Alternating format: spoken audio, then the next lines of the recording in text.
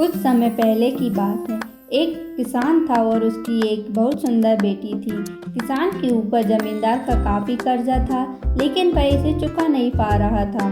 जमींदार की नज़र किसान की बेटी पर थी। जमींदार ने किसान के सामने एक प्रस्ताव रखा कि अगर वह बेटी की शादी उससे कर दे तो वह सारा कर्जा माफ़ कर देगा।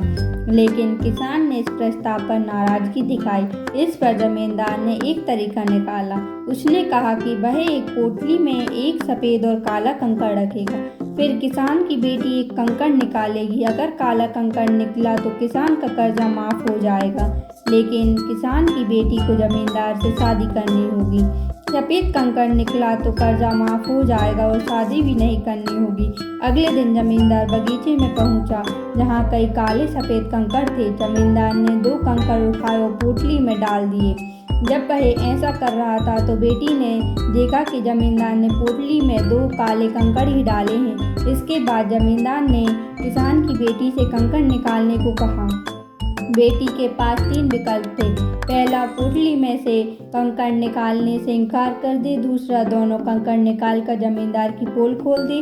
तीसरा, यह जानते हुए दोनों कंकड़ काले हैं, कंकड़ चुनकर आज़ादी कुर्बान कर दे।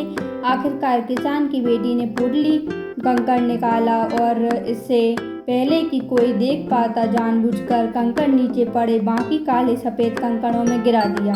फिर वह जमींदार से बोली, ओह मैं कितनी लापरवाह हूँ। खैर, अगर आप पोटली में रखा दूसरा कंकड़ देखोगे तो आपको पता चल जाएगा कि मैंने कौन सा कंकड़ निकाला था। स्वाभाविक है कि पोटली में काला कंकड़ ही था।